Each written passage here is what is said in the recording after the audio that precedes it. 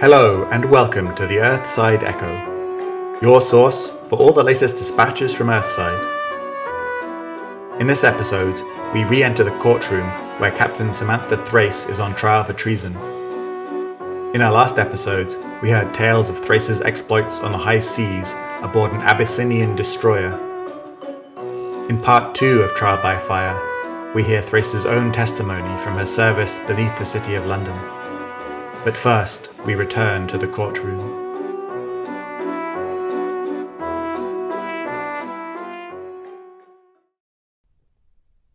Courtroom. The courtroom was silent as Cass's testimony came to an end, save for the tapping of the defense counsel's foot as he nervously bounced his leg. The prosecutor cast a meaningful glance toward the magistrate. Despite being called as a character witness for the defense, Miss Okoye's testimony has only reinforced the prosecution's claims. Our case claims that Captain Thrace showed cowardice and incompetence in the face of the enemy, which resulted in the death of soldiers of the King's Empire. Miss Okoye's story confirms that she caused similar issues in Abyssinia as well. How so? Cassa asked, frowning in confusion. You admit she ran from the battle and left you to fight it. When she returned, it was only after cavorting with these pirates. Captain Thrace boarded an enemy ship and single-handedly took command of it. Then, when she could have fled to safety, she returned to rescue me and my men. Cassa flashed a supportive smile in Thrace's direction. I wouldn't be here if it wasn't for her. Ah, about that, the prosecutor replied. Is the court to believe that she, killed an entire ship of pirates, politely asked them to turn around? Cassa shrugged. How she did it is not my concern. Ah, but it is my concern. You mentioned that you suspected the pirates might have been guild privateers. Captain Thrace is a high-ranking guild officer. Don't you think it's possible that they obeyed her commands because she was the one directing them? Another shrug. That is still not my concern. It is well known that Captain Thrace works for the guild. The guild is not on trial. The guild is most certainly on trial, the prosecutor roared, pointing an accusing finger at Thrace. They seek to divide us. They plot against us. They send pirates to your shores and spies to your cities under the guise of ambassadors. Even their own men can't rely on them. You said yourself that you saw Captain Thrace slaughter the privateers, guild men, her men. Cassa leaned forward, her eyes narrowed. I will say this once more, and only once more.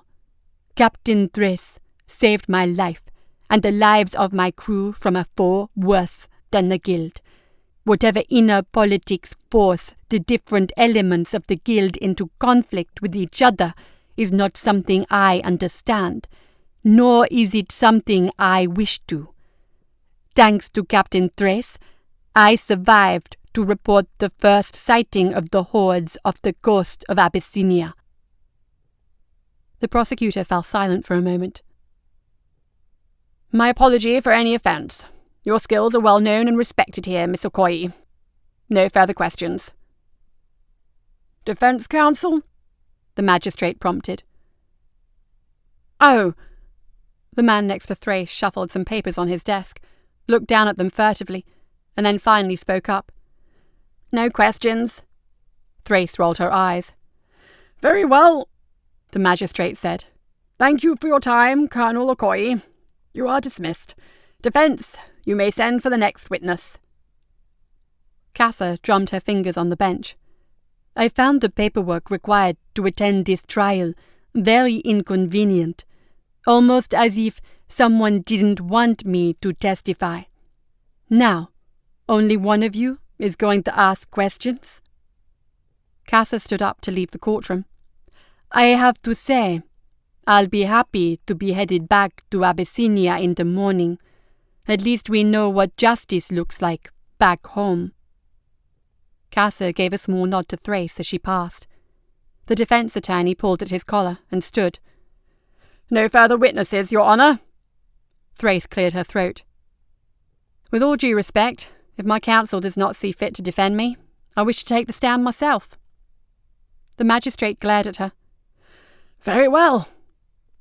He gestured towards the simple chair that served as a witness stand, and returned to his seat, allowing Thrace's defense attorney to accompany her to the front of the room. Once she was settled, her attorney fidgeted awkwardly with the law book he clutched in his hands. "Just tell your story, Captain." Thrace cast the man an annoyed look, but obeyed.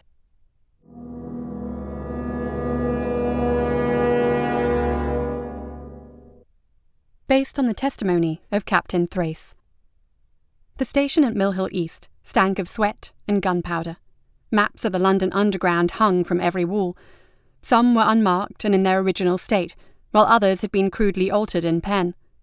A circle with 2 lines to mark a nest, double lines to indicate a tunnel burrowed by the enemy, large areas crossed out that had been completely submerged, the occasional bloodstain marking the sacrifice of the man who limped back to base from the deep and the dark, risking everything for the information he carried. A large wooden table dominated the centre of the station. On it was a model of the underground, constructed as an amalgamation of the maps individual patrols brought back each day. Thrace peered at the table, hands clasped behind her back. Next to her, a grizzled old man in a King's Empire uniform, sporting Lieutenant Colonel's marks, puffed on a cigar. Around them, the room bustled with the activity of a field office. Some soldiers ran back and forth with stacks of paper, while others listened for news over the radio. "It's getting harder and harder to keep the bloody thing up to date," the Lieutenant Colonel complained. "The first few weeks were easy. The enemy took control of the tubes after the Battle of London, and I don't think the slithery buggers quite knew what to do with them, so there wasn't much change." He took another puff of his cigar. "Or maybe we hadn't yet learned what to look for. Either way, they learned to dig, and they learned fast. We've tracked the newer tunnels they've made the best we can, and we've made decent progress on clearing our own lines. The northern line is totally clear, you can see it here." He gestured to a black line running through the model. "We can even get electric train cars through it to position our troops. Today's goal is mapping the Piccadilly line in order to prepare for a full-force excursion that will clear the tunnel completely. That will give us easier access to the eastern tunnels, where we're getting a lot of reports on activity." Thrace rubbed her chin. "The tunnels are a closed system. I suppose you've tried gassing them." "The subway's too large to make that practical." The Lieutenant Colonel tapped the ash from the end of his cigar. "Even if it wasn't, we figured that it would just seep up into the streets." "No," Thrace said with a far-off look. "That sort of gas doesn't rise. It sinks, coats everything like a blanket." Stevens suppressed a shudder. "Well, glad we don't need to bother with the stuff now. Your unit will join up with Major Price and his tunnel rats and take this line to the centre of the city." He gestured to a point on the map. "From there, you'll have to proceed with extra caution. Advance east and try to get that portion of the Piccadilly line mapped for us." The Colonel glanced over his shoulder. "Major Price!" he called. A reedy man with greasy black hair and a scruffy beard glanced up from one of the bloody maps on the wall and sauntered over.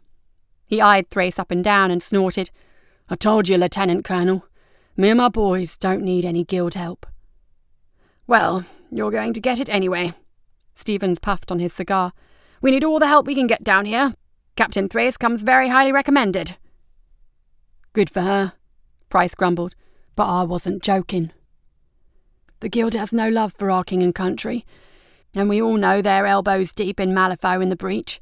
Who's to say they didn't drop those monsters onto us?" The Lieutenant Colonel's blue eyes took on an icy sheen.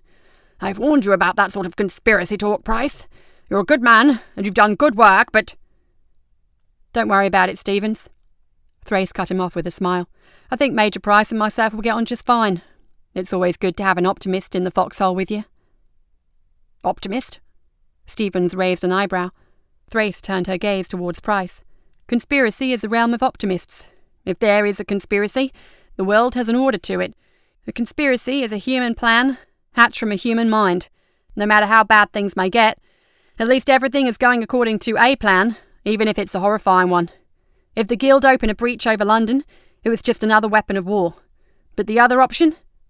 Thrace drummed her fingers on the table. "The other option is that the sky caught fire. The Burning Man appeared, and with him came insanity and chaos. Gibbering things from forgotten nightmares poured onto one of mankind's greatest cities and almost levelled it. And all of this happened for absolutely no reason.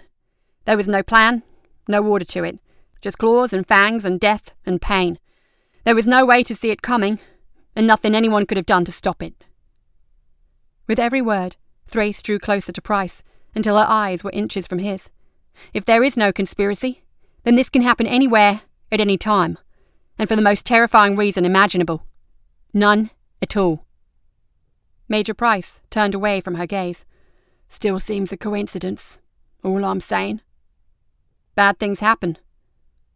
Thrace held out her hand. I'll be the first to admit, most guild people are colossal jackasses. I'm not much of an exception.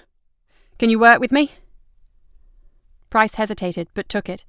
He nodded to the map he had been looking at before he was called over. See the blood on that map? Thrace nodded. That blood belongs to a friend of mine. He spilled it saving my life, and he didn't die so that I could go down and get betrayed in the dark by some guild lackey. Price gave his commander a long look and sighed. But if you kill those fish eyes, you're good in my book. Thrace smiled. I'll have you back. You have my word.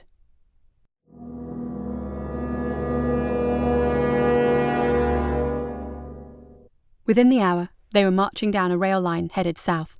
Dim electric lights lit the tunnel. Many of them flickered as they passed. The musty air of the underground whistled in their ears, and the constant sound of dripping water put everyone on edge. Many of these tunnels had been flooded very recently. Still trust me so little that you only wanted 5 of my men? Thrace gestured to the men and women in guild uniforms who followed them. Price shrugged. Only brought 10 of mine. More men don't do you much good in the tunnels. We can only fit a few men side by side at the most. More men is just more bodies to trample if you have to turn tail and run. Thrace snorted. I can see why they call you the tunnel rats. Price bared a toothy grin. They used their best troops to clear the city. Opened up the military prisons, gave us pardons, and forced us to start clearing the tunnels. Now the tunnels are where all the fighting is, and they need us. If you control the underground, you can quickly move men and supplies to any portion of the city. It's an important thing for us to take back. And just as important, we don't let them keep it. So long as they have the tunnels, we can never tell where they'll turn up. Price sniffed. They called us rats at first as an insult. But rats are survivors. Rats sense danger. Rats make it out. You always lose someone, Thrace said, looking out into the darkness. Price nodded. No help in that. He hefted a lantern and pointed down a long, dark passage. We're here. That's the Piccadilly line heading east. The tunnel ahead was pitch black. As she waited for her men to prepare, a heavy wind blew down the tunnel from ahead of them. The air was rancid, like the breath of some great slumbering beast. The tunnel rats took the lead, forming shoulder-to-shoulder rows of 3 men, with Price in the back. The men in front carried blast shields and sword-down shotguns. The men in back sported short rifles. The last row carried hooded lanterns. Price noticed her looking at the modified weapons. Need to be able to maneuver down here, and not much need for accuracy. Just aim down the tunnel and blast away. Watch your head, though. Thrace looked up. Seems tall enough to walk down here comfortably. These tubes were built for a train. No. Price wearily shook his head. Not what I meant. They like to cling to the ceiling and drop on you.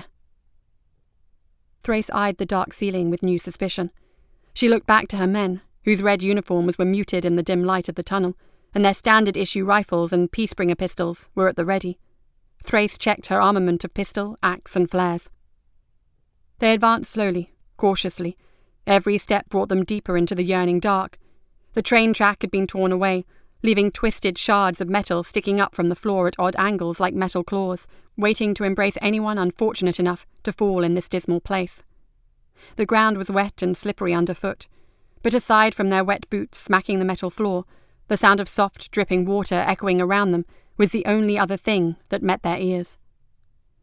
They'll be on us soon, Price whispered. They can always see us coming before we see them. But we've got range on our side. He held up a hand to stop the advance and squinted into the darkness. His eyes widened, and he swore as he reached for a flare. Shield your eyes! Thrace barely had time to squeeze her eyes shut before the intense light of the magnesium flare pierced the darkness, turning her vision red through her eyelids. When she opened them again, It took her vision a moment to adjust.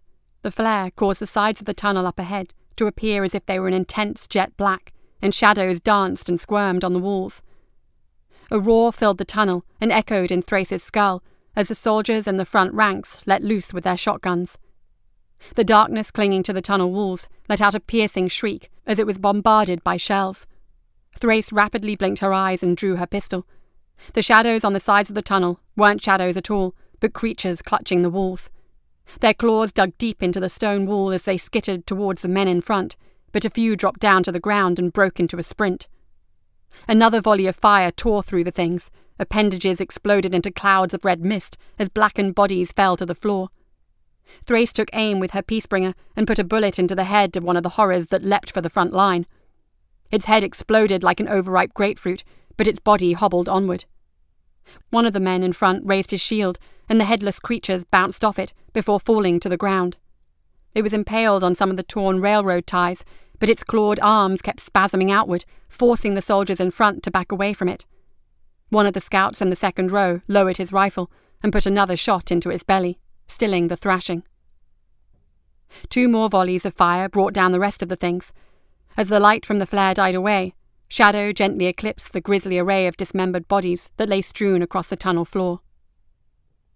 "Good work, boys." Price quickly produced a small map from his pocket and marked it. "This is deeper than we generally encounter them. Probably a good sign. We're pushing the bastards back." They kept moving, stepping carefully over the twitching bodies and twisted metal. Thrace glanced at the walls. The stones showed deep gouges where the creatures had once dug their talons in to steady themselves. Before long, they came to a hole in the wall to their right.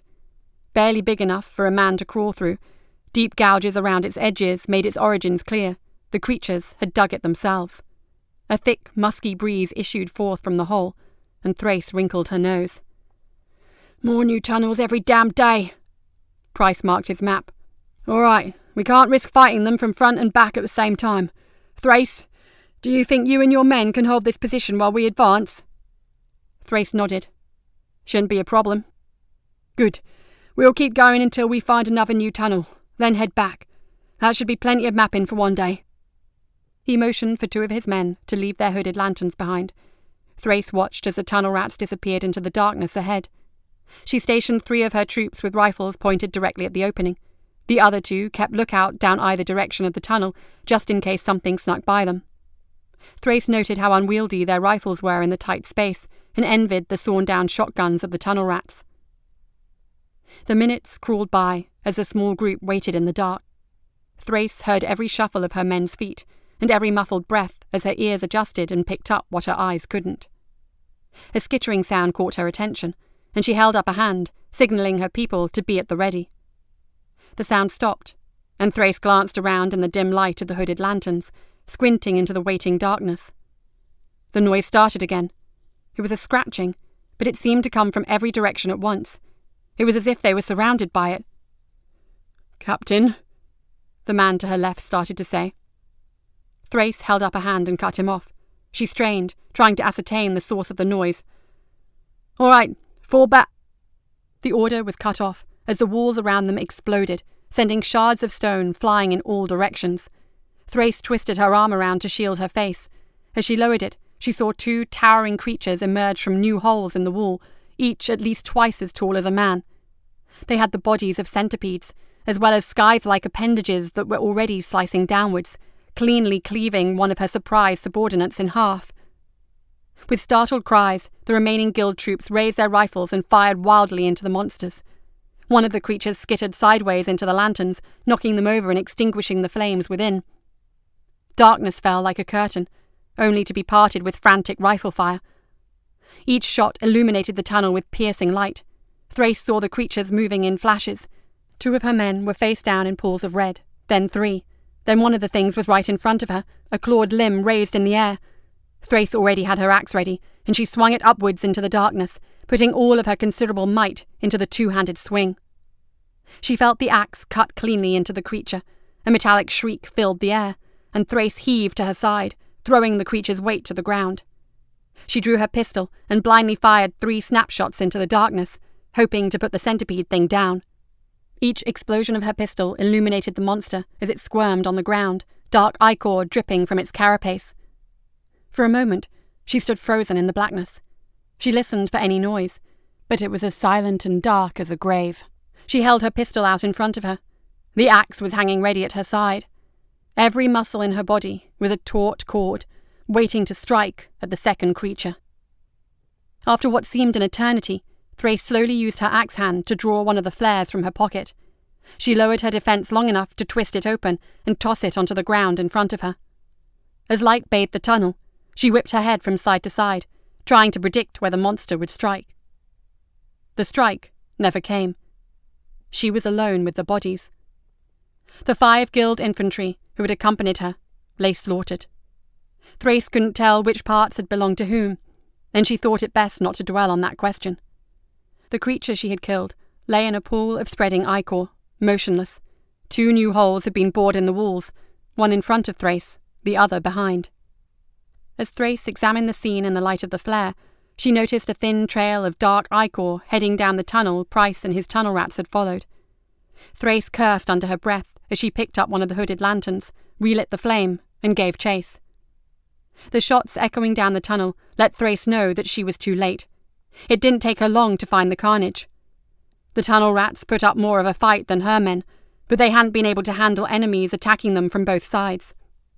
Pieces of another centipede-like creature lay strewn about, blown into still twitching chunks by shotgun blasts.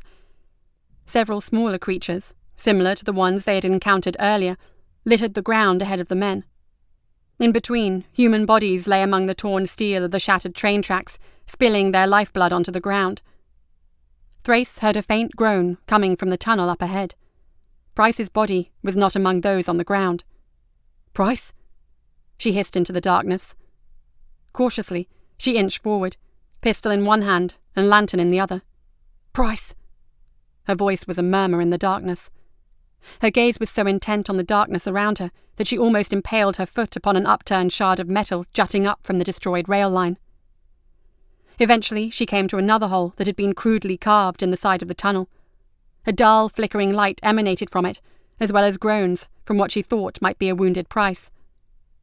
She was well past any of the markings she had seen on the maps back in the Mill Hill East station. As she listened, the groans took on a rhythm. The air itself seemed to pulse. It was a call to something ancient, something deep. Thrace felt it in her bones. It was a song offered up to gods, long forgotten. It echoed through her, the groaning voices mingling and twining, until Thrace heard the words spoken by torn throats. "She who never sleeps, she who never dies, ever singing, ever dancing, rise, Meridian, rise!" Thrace snuffed her lantern and set it aside as she crept into the flickering tunnel, axe and peacebringer drawn. The opening led into a damp basement that had the misfortune of being adjacent to the underground.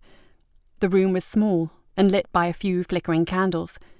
In the centre of the room was a stone block that must have been dragged in from somewhere far beneath the subway system. An obscene idol rested atop the stone block, making it a crude altar. Around the idol, a collection of people lay prostrate, their bodies pressed against the floor and their emaciated arms outstretched, reaching for the idol. There were strange protrusions coming from their necks, almost like veins, and they snaked back toward the darkness in the room. The people were chanting. Their voices were soft and broken, as if they had been reciting this incantation for days without water or sleep. Not one of them registered her presence. Not one of them glanced her direction or raised an arm to praise or stop her. Thrace stepped forward and prodded one of the half-starved men that lay on the ground with her boot. As she touched him, the others slowly turned to face her. An animalistic fear crept into their eyes, and their chanting grew faster, becoming a frantic plea for protection. "She who never sleeps!" A moist popping sound came from a dark recess of the room, and Thrace squinted, trying to see what had caused it, lifting her axe. "She who never dies!" The tendrils on the ground began to quiver, and the people slowly rose to their feet, their broken bodies barely able to support their weight. "Ever singing!" Thrace took a step back, as she noticed water seep out of the darkness to slosh around the feet of the delusional chanters. An odd shape gradually emerged from the darkness. It was bulbous and glistening, almost ephemeral in appearance. Thrace immediately thought of a jellyfish. "Ever dancing?" The first of the chanters reached for her, his long, ragged fingernails raking across her cheek. Goosebumps raced up Thrace as she considered the possibility that these people served the hordes that had invaded London. "Rise, Meridion, rise!" The strange, quivering creature slid forward along the slick stones, and dozens of thin, gossamer tendrils rose up from its body, weaving through the air toward her. Thrace didn't fully understand what was happening, but knew that these accursed souls were beyond her ability to help. Bringing her axe up, she swung in a wide arc that easily cut two of the frail worshippers in half. She heard, more than saw, the sickening sounds of their innards hitting the wet floor. A few quick shots from her sidearm felled two more. As they died, the remaining chanters rushed forward and wrapped their arms around Thrace, causing her to drop her pistol. Thrace reacted immediately, pushing the wretched people away as she swept her axe around wildly in the hopes of forcing them back. With a scream, she shoved past the frail mob and brought her axe down upon the amorphous creature before her. The axe met almost no resistance as it easily split the vile jellyfish in two. She whipped back around to face the others, only to realize that the survivors were no longer chanting their weird prayer. They had collapsed helplessly in the blood-stained water at her feet, and now whispered something entirely different. "Kill me!" Thrace stood, horrified, as she stared down at the emaciated people at her feet. Blood was seeping out of their eyes, and their bodies shook with each laboured breath. She didn't allow them to suffer for long. It was several moments before Thrace snapped back to her senses. She shook her head in an attempt to clear her mind. Her eyes flicked to the strange idol that had become the object of worship a minute before. It was less than a foot tall and made of a stone Thrace had never seen before. A putrid yellow swam through the dull green stone, as if the idol had been carved from marble that had taken on the colours of decay. It was the shape of a woman, but her features were all wrong. Half of her face was a mask of rage, the other a serene smile. One leg kicked out and twisted more like a broken metal pipe than a leg, and the other stood tall. She was cloaked in an armour of scales, and much like her face, half of her armour was torn and tattered, the other half pristine. Thrace took a deep breath and quickly snatched the idol, shoving it into her coat pocket. It was disconcertingly warm to the touch, and the feel of it sent a shudder down her spine. In the back of her mind, she could still hear the words, almost as if they were pulsing with their own heartbeat. "She who never sleeps, she who never dies." Stumbling out of the tunnel, Thrace grabbed her discarded lantern and began making her way back the way she came, trying to ignore the scene replaying in her mind. Behind her, a metallic screech echoed from the basement, and rather than remain behind to meet its owner, Thrace broke into a run, the light from her lantern casting wild shadows as she thundered down the passage, never looking back. As she passed the corpses of her fallen soldiers, the butt of Price's rifle leapt out of the darkness and caught her in the temple. She collapsed on the ground, and her lantern rolled away from her and extinguished, allowing the darkness to rush in once more. "It takes some time getting used to fighting down here." Price's voice echoed through the tunnel. "It isn't for everyone." "The hell are you doing?" Thrace grumbled, as she pulled herself along the ground. She felt a sharp pain in her forearm and pressed her hand against it. She could feel warm blood. She couldn't remember getting injured. "I knew you was a traitor. I knew the Guild brought those things down on us during the Battle of London, and here you are, the only survivor after you allow them to sneak up on my men." His voice was filled with icy purpose. "Allow? Did you see what they did to—" Price made a shushing sound. "Don't be so loud. I know exactly where you are. I could kill you where you lay whenever I feel like it. If it's so easy, then why not kill me already?" "Too easy," Price sniffed. "Better to put a knife in your leg and leave you to your little friends back there. See how strong your alliance is. See if it's better than the one you pretend to have with us." His feet scuffed on the ground ahead of her. "I guess a foreigner like you wouldn't understand national pride." His voice was getting closer. Thrace tried to keep him talking a little longer. "I'm not a foreigner. I'm from New South Wales. Last I checked, that's still part of the King's Empire." She could hear the surprise in Price's voice. "A little Aussie, are ya? Explains why you ended up a traitor, I suppose. It's in your blood." Thrace slowly crouched and slipped a hand into her pocket. "Empires look a little different to the people in the colonies," he snorted dismissively.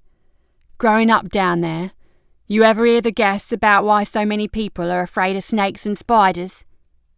Just a little closer. "No," Thrace replied, as she slowly pulled her last flare out of her pocket. "They say it's a fear that's rooted deep in us, in our souls. Back when men first walked the earth, snakes and spiders could kill with a quick bite, and that deep fear kept us safe. And you know what?" His voice echoed in the dark near Thrace's face. "What?" "I get that same feeling when I'm around the monsters down here. No matter how dark it is, no matter how quiet they are, I feel the hair on the back of my neck stand on end when they're around. That deep fear keeps me alive and kicking. Maybe that fear is ancient as well. I wonder if you'll feel it. I wonder if the hairs on the back of your neck will stand on end as you blunder around blind just before the final strut." His words turned into a scream as Thrace lit her last flare, blinding him with an explosion of light. She leapt at Price in his moment of distraction and planted a wild kick in his chest. He had almost been on her, his knife poised for a crippling blow to her leg. As he fell, she slammed the hilt of her axe into his temple, and he collapsed like a rag doll. As she gazed down at Price's crumpled form, she heard a metallic screech in the tunnel behind her. She looked out into the darkness, then back to Price. "Idiot," she mumbled. She debated leaving him there, but as her thoughts drifted back to the strange room and the people she had put out of their misery, she let out a heavy sigh and lugged him onto her shoulders. Then she headed for the Northern Line as fast as she could.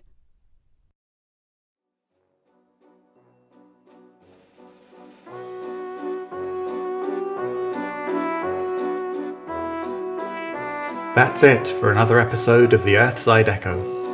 Join us next time for part 3 of Trial by Fire.